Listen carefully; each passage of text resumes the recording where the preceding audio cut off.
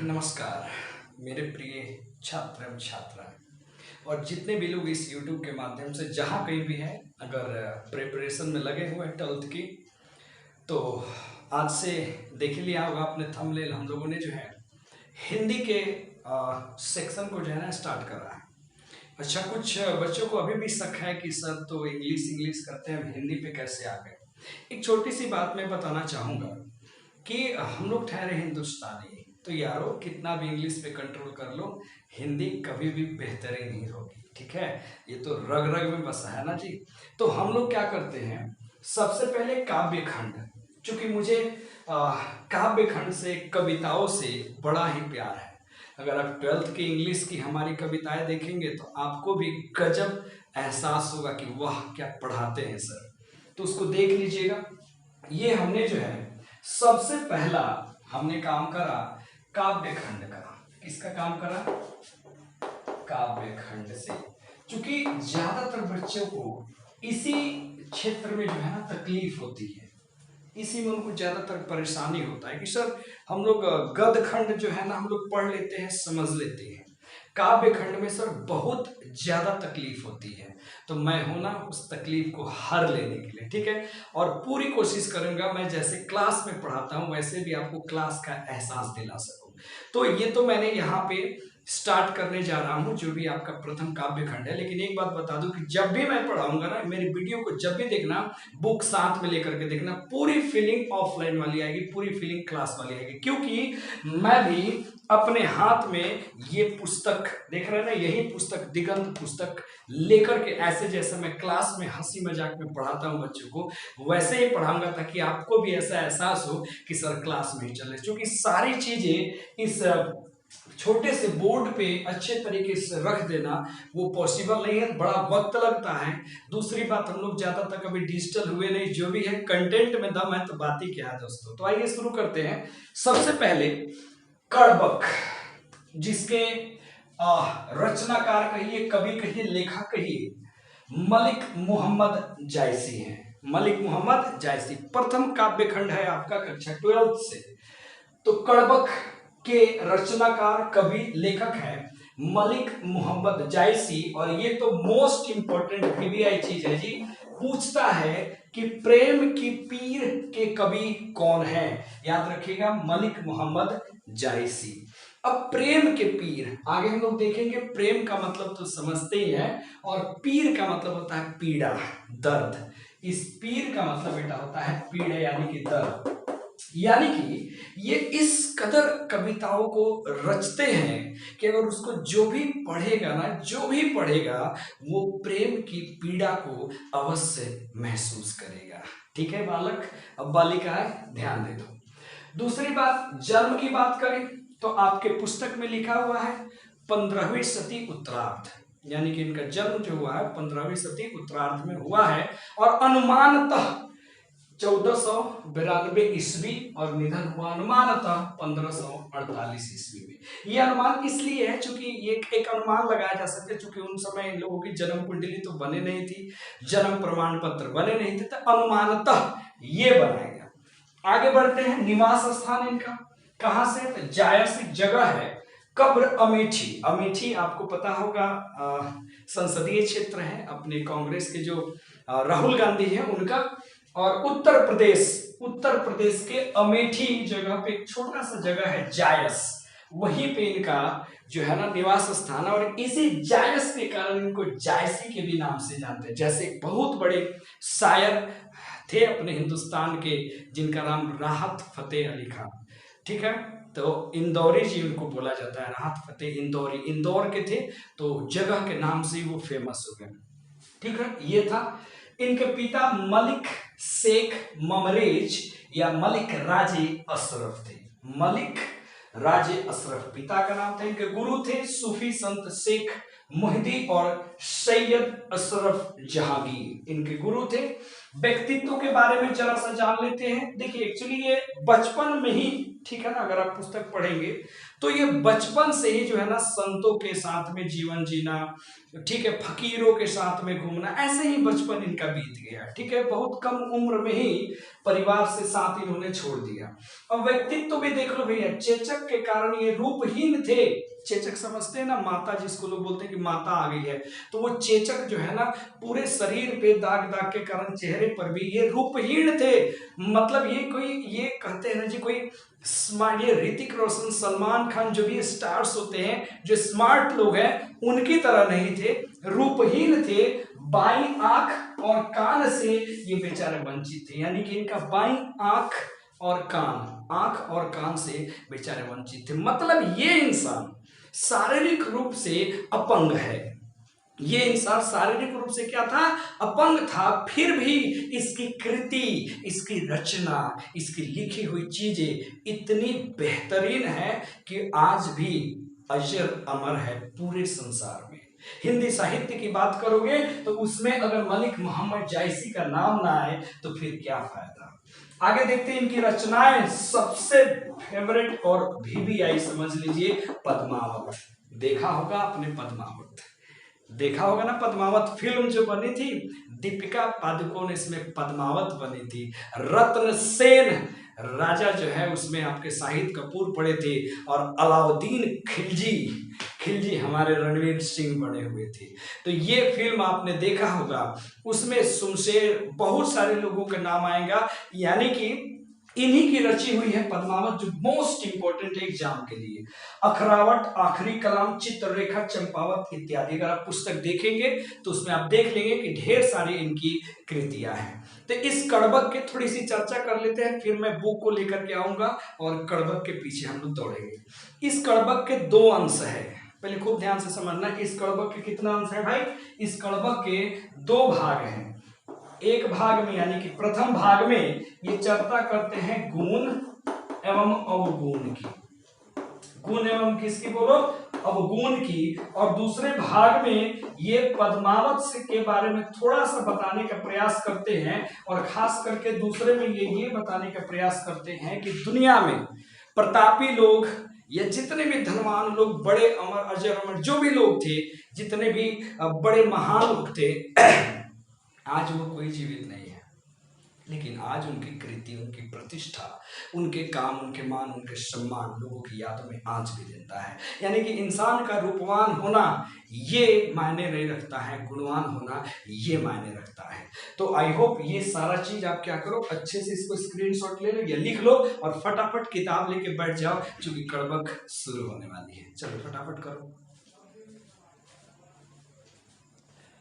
तो चलिए शुरू करते हैं। बड़े ही, मतलब यूं कहिए तो रोम जो है ना रोमांचित हो उठेगा इस काव्य खंड को पढ़ करके, जिसको लिखा है मलिक मोहम्मद जायसी ने।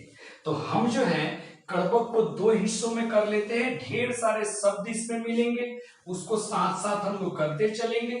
तो प्रथम यहाँ कड़बक में हमने शुरू में ही कहा, जो आपकी पुस्तक में भी लिखा है कि जी ये जो है ना पद्मावत से ही लिए गए हैं, प्रथम और अंतिम छंद है। सबसे पहले कवि जो है ना, सबसे पहले कड़बक में कवि जो है विनम्र स्वाभिमान के साथ अपनी रूपहीनता और एक आंख से अंधेपन के प्रकृति प्राप्त दृष्टांतों पर मानवित करते हुए रूप से अधिक अपने गुणों की ओर ध्यान खींचते हैं। इस गुणों के ही कारण पद्मावत जैसे मोह काव्य की रचना हो सकी। यानी कि प्रथम में कवि जो है ना ये बताने का प्रयास करते हैं कि हम भले ही रूपहीन हैं, भले ही क्या बता भैया, हम भले ही रूपहीन हैं, ठीक है, लेकिन हम भले ही क्या बोलो रूपहीन हैं, लेकिन जो हमारा गुण है ना सर, आप उसके तरफ फोकस करिए ना, हमारे रूप से क्या करना है आपको। प्रथम खंड में कवि जो है ना, और दुनिया के अलग अलग प्राकृतिक की वस्तुओं के प्राकृतिक ने जिसको दिया है उसकी ये चर्चा करेंगे और बताएंगे कि उसमें भी अवगुण है। अवगुण होते हुए भी अपने गुण के कारण पूरे विश्व में उन्होंने अपनी कीर्तिमान हासिल की है। और ठीक इसी प्रकार से अपने भी गुण के बारे में ये बात करने जा रहे हैं, लेकिन अपने रूपहीन से ज्यादा अपने गुण की तरफ आकर्षित करेंगे प्रथम कड़वक में। तो आइए एक साथ शुरू करते हैं मिलके। आप भी पुस्तक ले लो, हम भी पुस्तक ले लेते हैं और आग लगा देते हैं हिंदी में। चलो भैया, एक नैन कवि मोहम्मद गुणी। एक नैन कवि मोहम्मद गुणी। गुणी का मतलब होता है बेटा गुणवान। गुणी का मतलब गुणवान। ध्यान से बस सुनो, हाँ सामने रखो, पेंसिल ले लो, लिखते चलो। क्लास वाली फीलिंग देने का मैं पूरा का पूरा प्रयास कर रहा हूं कि तुमको जो भी फील होना क्लास वाली, ठीक है, अच्छे से। चूंकि सारी पोएम लिखते चले जाएंगे तो ढेर सारी बातें छूटते चली जाएगी, समझना। एक नैन कवि मोहम्मद गुणी।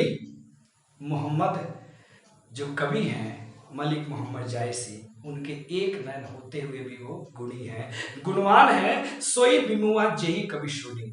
सोई मतलब होता है वही, विमोहा मोहित हो जाना, जेई जिसने कवि, कवि को सुनी मतलब सुनना, और जिसने भी कवि को सुना वो वहीं पर उनके गुणों से मोहित हो गया, आकर्षित हो गया। तो कवि क्या कहते हैं कि एक नैन कवि मोहम्मद गुणी, सोई विमुआ जेही कवि सुनी। कवि मलिक मोहम्मद जायसी एक आंख से काने हैं फिर भी गुणवान है, और इतने गुणवान हैं कि कवि की रचनाओं को जो भी पढ़ता है वो वहीं पर उनसे मोहित हो जाता है। वाह वाह वाह वाह वाह वाह, पहली लाइन। दूसरी लाइन बोलते हैं, चांद जैस जग विधि अवतारा। आहा, हम लोग के भोजपुरी में एक बड़ा पुराना सा गीत है कि चांद जैसन, ठीक है, बगिया में चहक जालो गोरी, ऐसे गीत है, ठीक है। चांद जैस, देखो कितना शानदार तरीका से इन्होंने कविता के एक एक शब्द को चुना है और रचना किया है। सही अजर अमर नहीं है। चांद जैस, जैस मतलब जैसा, जग मतलब संसार, विधि मतलब भगवान, अवतारा मतलब जन्म लिया। भगवान ने, ईश्वर ने, विधि ने, विधाता ने, विधान ने संसार में इनको जन्म दिया। किसके जैसे? चांद के जैसे। चांद के जैसे दिन है कलंक किन्हीं उजियारा। जिस प्रकार चांद में कलंक है कि चांद में जानते हैं ना जी दाग है, फिर भी वो संसार को उजाला फैलाता है, प्रकाशमय कर देता है। ठीक उसी प्रकार मलिक मोहम्मद जायसी भी एक आंख से काने हैं, कलंकित है, फिर भी अपने गुणों से पूरे तरफ जो है ना प्रकाश को बिखेर रहे हैं। तो सबसे पहले इन्होंने तुलना किया अपने गुण की। बोलो जी किससे? चांद से। किससे तुलना किया? चांद से। मैं लिखते जा रहा हूं सर जी, ऑब्जेक्टिव बनते जाएगा जी, आनंद आ जाएगा। चलो, जग सूझा एक ही नैनाहा, जग संसार, सूझा मतलब सूझबूझ, देखना समझना, एक ही नैनाहा। इन्होंने पूरे संसार को एक ही नैन से देखा। पूरे संसार को इन्होंने एक ही नैन से देखा। हुआ सुख, समझिएगा ध्यान से, सुख का मतलब होता है शुक्र, हुआ मतलब उदित, अस्मने जैसे, नखतन हमहा मतलब नक्षत्रों के बीच। जिस प्रकार पूरे नक्षत्रों के बीच शुक्र उदित होता है, चमकता है, ठीक उसी प्रकार से कौन है? मलिक मोहम्मद जायसी है। इन्होंने दूसरे बार में तारा शुक्र से जो है ना, किससे बोलो बेटा? शुक्र से इन्होंने जो है ना, शुक्र से इन्होंने अपनी तुलना की। सबसे पहले किससे? चांद से। दूसरा बार किससे? शुक्र से। कि जिस प्रकार शुक्र जो है ना नक्षत्रों के बीच चमकते रहता है, ठीक उसी प्रकार से मलिक मोहम्मद जायसी भी हैं। आगे कहते हैं, जौ लही अंबही डाव ना हुई। भी आई कर लो इस लाइन को, मैं बता दूंगा कविता के अंत में कि भैया इसको लिखते कैसे हैं। यानी कि भावार्थ, संदर्भ, सब प्रसंग, व्याख्या सभी पे एक एक करके चर्चा होगी। जौ मतलब जब तक, लही, जौ लही मतलब जब तक, अंबही डाव ना हुई। अंबही मतलब आम का वृक्ष, डाव मतलब मंजरी, मोजर, न हुई माने न होना। यानी कि अब ये बात करने जा रहे हैं आम के वृक्ष की और मंजरी की बात कर रहे हैं। खूब ध्यान से समझिएगा जी, एक एक करके सारी चीजें हम एकदम अभी के अभी याद करा देंगे सर जी, समझे। देखो जरा, जौ लही अंबही डाल न होई, तो लही सुगंध बसाई न सोई।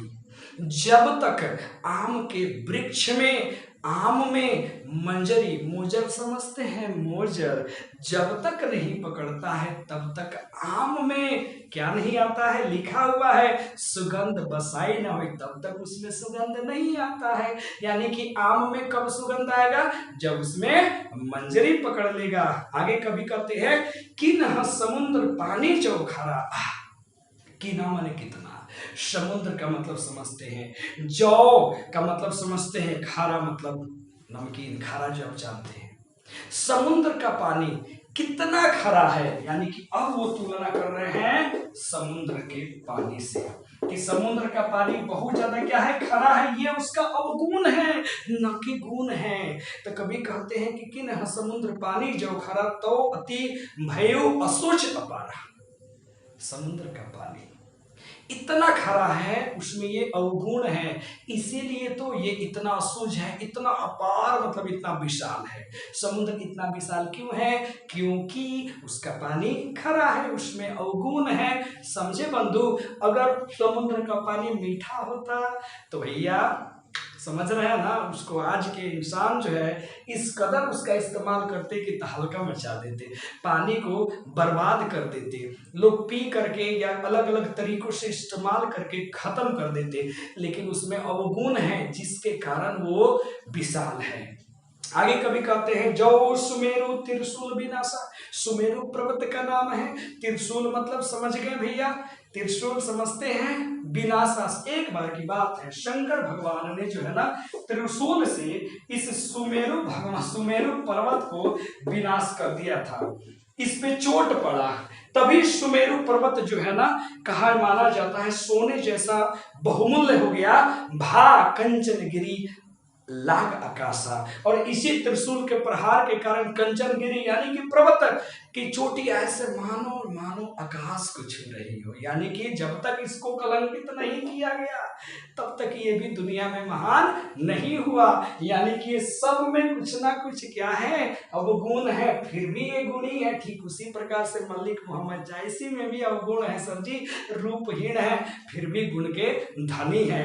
कभी आगे कहते हैं कि जौ लही घड़ी कलंक न पड़ा, फिर भी यही लाइन कर लो बाबू इसको, जौ लही घड़ी कलंक न पड़ा। जौ मतलब जब तक, जौ लही मतलब जब तक, घड़ी मतलब घड़ा, समझ गए, कलंक मतलब कोयला, न पड़ा मैंने नहीं डाला। मतलब बात कर रहे हैं इसमें ये कि जौ लही कलंक न पड़ा, जिस घड़े में कोयला जब तक नहीं पड़ता है, कांच होई नहीं कंचन करा। कांच मतलब कच्चा, कंचन माने सोना, करा मतलब कठोर, खड़ा मतलब कठोर। कहते हैं कि जब तक घड़े में कोयला डाल के कलंक हो गया, सोना को तपाया नहीं जाता है, तब तक सोना कांच से कठोर नहीं बनता है।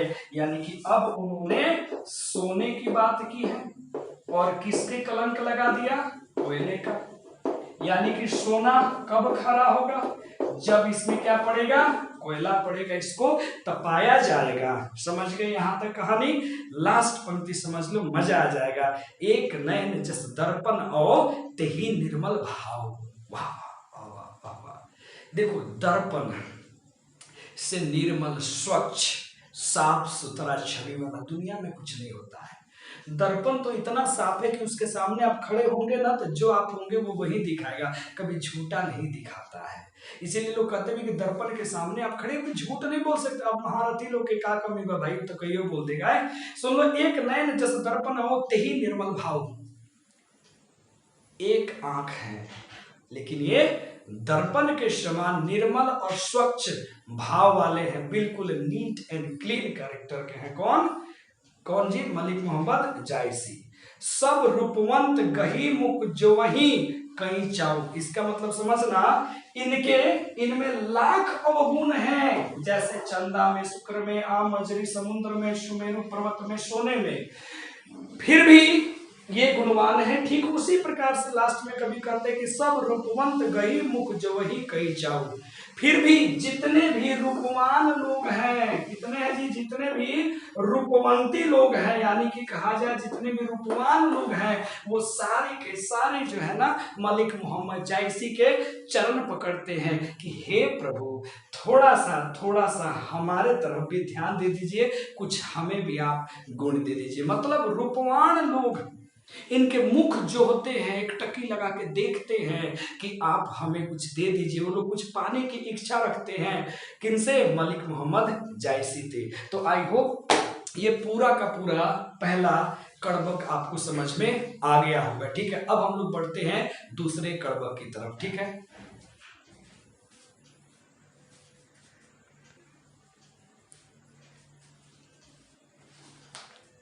चलिए, तो ये क्लियर हो गया पहला। अब आते हैं दूसरे कड़बक की तरफ। दूसरे कड़बक में मैंने सीधा सीधा कह दिया था कि पद्मावत काव्य की बात होने वाली है और इसमें बात होगी राजा रत्नसेन का, पद्मावत रानी का, फिर बात होगी इसमें सुआ का, फिर राघव चेतन की बात होगी, अलाउद्दीन खिलजी सुल्तान की बात होगी कि ये सब दुनिया में नहीं है, सब प्रकांड शक्तिशाली थे, दुनिया में नहीं है, हर सर्वगुण संपन्न थे, नहीं है, लेकिन उसकी कृति आज भी क्या है? दुनिया में है। और कवि इतना बेहतरीन तरीका से लिखे हैं इस पद्मावत को, एक एक लाइन को मानो उन्होंने अपने रक्त को स्याही बना करके प्रस्तुत किया है। आंसू यानी कि आंखों से बहते जल में भिगो भिगो करके इस महाकाव्य पद्मावत की रचना की है। बड़ी ही शानदार ये है, इस चीज को देखना, पढ़ते चलोगे ना तो आनंद आते जाएगा। तो पहला समझ के, पहले में कवि क्या करते हैं? अपने रूपहीनता को छोड़ लोगों को अपने गुण की तरफ आकर्षित करते हैं। पहले कहते हैं कि भैया हम एक नयन के हैं फिर भी गुणवान हैं, एक नयन के हैं फिर भी गुणवान हैं। और सबसे बड़ी बात है, जिसने भी मेरे काव्य को क्या किया, सुना, वो मोहित हो गया। जिस प्रकार चांद को भगवान ने धरती में कलंक के साथ जो है ना, धरती ने इस संसार में जन्म दिया है, फिर भी वो अपने गुण से क्या करता है, चारों तरफ प्रकाश फैलाता है। ठीक उसी प्रकार मेरा भी जन्म हुआ, शुक्र नक्षत्रों के बीच चमकता है, वैसे मैं बिना मंजरी के आम में सुगंध नहीं आता। समुद्र का पानी खरा है, इसलिए वो क्या होता है, बड़ा है, अपार है। सुमेरी पर्वत को शंकर ने तिरछुल से जो है ना इसको भेदा था, तभी ये जाकर के बहुत लंबे लंबे चोटी वाला बन गया। जब तक सोना को कोयला घड़े में कोयला डालकर इसको तपाया नहीं जाता, तब तक ये खरा नहीं होता। आई होप एकदम याद हो गया होगा। किससे तुलना करते हैं? चांद शुक्र, राम मंजरी समुद्र सुमेरु सोने। ठीक है, अब आ जाओ दूसरी तरफ। कभी कहते हैं मोहम्मद यही कभी जोड़ी सुनावा, जोड़ी मतलब जोड़कर। कवि जो है ना, ये महाकाव्य पद्मावत का अंतिम छंद, ये प्रथम छंद है, ये अंतिम छंद है। कहते हैं कवि कि मैं ये आपको जोड़ जोड़ करके सुनाने जा रहा हूं। पद्मावत सुना जो प्रेम पीर गा बावा, प्रेम मतलब प्रेम, पीर मतलब पीड़ा, गा पावा को प्राप्त कर लेता है। यानी कि मेरे इस काव्य को, जिसको मैंने जोड़ जोड़ करके रचा है, जो भी इसे सुनता है ना, वो प्रेम की पीड़ा को, दर्द को, कष्ट को, दुख को, तकलीफ को महसूस करता है। इतनी बेहतरीन रचना है। फिर कभी कहते हैं कि जोरी लाई रकत कई ले ही, जोरी लाई रकत कई ले ही समझते हैं गांव में जो है ना, या कहीं भी आटे से, या ठीक है आटे से जो है ना उसको पानी में घोल करके फिर गर्म करके उसको चिपकाने वाला पदार्थ बनाया जाता है, जिसको लेई कहा जाता है। इन्होंने कहा मैंने ये जो काव्य को जोड़ा है ना, कैसे जोड़ा है? जोरी राई रकत के ले ही, मानो तो अपने खून की ले से इस काव्य की एक एक कड़ी को जोड़ा है। गाढ़ी प्रीति नैन जल भई, और नैन के जल से, अपने आंसुओं से इसको गढ़ा है, इसकी रचना की है। देखो कितनी बड़ी बात कवि ने कह दिया। एक कहावत है, कहा भी जाता है कि जहां ना पहुंचे रवि वहां पहुंच जाए कवि। रवि अर्थात सूर्य, जहां तक सूर्य की किरणें नहीं पहुंच पाती है, वहां तक जो है ना कवि की विचार, कवि की सोच, कवि की भावना वहां तक पहुंच जाती है। समझे कि नहीं? देखो रचनाकार का कितनी बड़ी रचनाएं हैं। गीतों में आप सुनते हैं कि चांद के पार चलो, है धरती पर फिर भी आपको कहाँ लेके चल गया? चांद के पार लेके चल गया। देखो कितना बेवकूफ बना रहा है। एक कहता ले चलूं तुम्हें तारों के शहर में, कैसे ले जाओगे भाई? समझ रहे हैं जी। फिर भी तारों का शहर कहाँ पाया जाता है, कोई पता नहीं है सर, समझे कि नहीं समझे। तो सारा नौटंकी बात मत कहिए, सबके सब रचनाकार महान लोग हैं, लेकिन लेकिन लेकिन सर जी, ये वो इंसान है जिसकी कृतियों को आप पढ़ते हैं ना, एकदम कायल हो जाते हैं, दीवाने हो जाते हैं, फैन हो जाते हैं। सुनेंगे ध्यान से।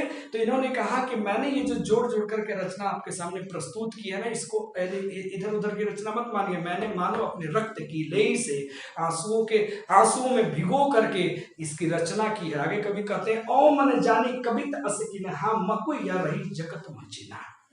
चिन्हा मतलब निशानी, मो मतलब मैं जानता हूं, मुझे पता है कि मैं एक दिन नहीं रहूंगा इस दुनिया में, लेकिन मेरा चिन्हा, मेरी निशानी, मेरी पहचान इस दुनिया में जरूर रह जाएगी, जरूर रह जाएगी। फिर कहते हैं कि कहां सो रतन सेनी अस राजा। आ गया सर जी, रतन सेन राजा था। आगे आप जैसे देखेंगे ना, अपनी इस पुस्तक में पहुंचेंगे तो यहाँ लिखा है, अलाउद्दीन खिलजी दिल्ली का था। फिर बात हो रहा चित्तौड़ नरेश रतन सेन। रतन सेन पूरा तो है जी, लिख देते हैं। रतन सेन थे कहां से, समझ गए, ये बात कर रहे हैं। देखो किसकी तुलना, कहां सो रतन सेन अस राजा असमने जैसे, कहां है अब रतन सेन ऐसा राजा, कहो सुआ असी बुद्धि उपराजा। सुआ याद रखना, बड़े ही बुद्धिमान उपराजा था, बड़ी ही ज्यादा ये क्या था, बुद्धिमान था, उपराजा था। याद रखना क्या था, बोलो, उपराजा था। तुलना करते हैं कि आज कहाँ है, ना रतन सेन है, ना वो क्या है हुआ, वो सुआ है। सॉरी, इसको ऐसे लिख लेते हैं, सुई लिखा गया था, सुआ है जो बड़ी बुद्धिमान था। कहां अलाउद्दीन सुल्तानू, अब कहां अलाउद्दीन है। कवि जो कहते हैं कि अब अलाउद्दीन सुल्तान भी तो नहीं है, कहां राघव जय किन्हा बकानू। अब आज राघव चेतन भी नहीं है, ये भी बड़े ही फेमस लोग हैं, आज ये भी नहीं है कि जिसकी मैं बखान करूं। यानी कि आज संसार में नहीं राजा रतन सेन है, नहीं बुद्धिमान वो सुआ है, नहीं अलाउद्दीन सुल्तान है, और नहीं राघव जैसा कोई इंसान है जिसकी मैं बखान करूं। कहां स्वरूप पदुमावती, याद रखना, पदुमावती, पद्मावती जिसको आप कहते हैं, ये इसी में बात हो रही है। रत्न सेन की पत्नी यानी कि यही तो थी रानी पद्मावती। पद्मावती कहते हैं कि कहां स्वरूप पद्मावती रानी, कोई न रहा जग रही कहानी। कोई नहीं बचा, कोई भी नहीं बचा, ना रत्न सेन, ना सुआ, ना अलाउद्दीन, ना राघव चेतन, ना पद्मावती। सब लोग रूप के धनी, गुण के धनी, धन से धनी थे, फिर भी कोई नहीं रहा, लेकिन कोई न रहा जग रही कहानी। जग में इनकी कहानी आज भी अमर अमर है। आगे कवि कहते हैं कि धनी सो पुरुष जस कीर्ति जासु। धन्य है वो पुरुष जिसकी कृति को जो है ना सारे लोग जानते हैं, कृति याद रखते हैं। जैसे फूल मरे पर मरे न बासु, बासु मैंने सुगंध, जैसे फूल मर जाता है फिर भी उसकी सुगंध खत्म नहीं होती है, ठीक उसी प्रकार से धन्य है वो पुरुष जो दुनिया में नहीं है, फिर भी उसकी कृतियां, उसकी प्रतिष्ठा, उसकी की गई बेहतरीन काम को लोग याद करते, लोग की यादों में जिंदा रहता है। धन्य है वो इस आदमी। किससे इन्होंने तुलना किया, पुष्प से। किससे तुलना किया, मरे हुए पुष्प से। आगे कभी कहते हैं लास्ट में, कई न जगत जस बेचा, कई न लिन्हा जस मोल। गुण की बात करते हैं अंत में कि गुण को ना जगत में कोई बेच सकता है, ना ही इसका कोई मोल लगा सकता है। गुण आपके अंदर होगा ना सर जी, उसका कोई कीमत नहीं लगा सकते। जैसे मान लीजिए कोई आएगा कहेगा, सर आप पूरी अपनी जितनी जानकारी आपके इसमें है, डाउनलोड है, कितना में बेचिएगा। सोचो जी इसका क्या मूल्य लगाओगे। इसका तो एक ही मूल्य कहेंगे, बेटा हम भी आज 25-26 साल के हैं, बचपन से पढ़ते होंगे, इसको प्राप्त करने में 6-7 साल से मैं भी ट्यूशन चला रहा हूँ, मैंने पढ़ा होगा 15 साल, तुम भी बर्बाद करो ना, फिर यहाँ तक पहुँचोगे कि नहीं भगवान जाने। तो गुण की ना तो कोई कीमत लगा सकते हैं, ना इसे बेच सकता है, ना खरीद सकता है। गुण इतना गुणवान है, जो यह पढ़े कहानी हम सौरई दुई बोल। जो भी इस कहानी को पढ़ेगा हमारे बारे में 2 शब्दों में मुझे जरूर याद रखेगा। कहते हैं मलिक मोहम्मद जायसी की एक दिन मैं भी नहीं रहूंगा, और मुझे आशा है कि मुझे भी लोग मेरी रचनाओं के कारण 2 शब्दों में कम से कम याद जरूर रखेंगे। तो ये पूरा का पूरा रहा कड़बक। आई होप आपको मजा आ गया होगा, और यहाँ से ढेर सारे ऑब्जेक्टिव्स आपके निकल गए, और इसी के साथ पता जैसे हम क्लास में बोलते हैं और इसका कैसे करेंगे भावार्थ, संदर्भ या प्रसंग व्याख्या, अगली वीडियो में उसमें हम लोग चर्चा करेंगे। तब तक बने रहिए, क्वेश्चन आंसर बनाइए, जो भी दिक्कत दुख तकलीफ होगा उसके लिए चंदन सर है, मेहनत करिए। फिर मिलते हैं अगली वीडियो में। बाय। और अच्छा लगा होगा कमेंट जरूर कर देना, क्योंकि कमेंट और लाइक देखकर ही मैं अगली वीडियो फिर बनाऊंगा। धन्यवाद।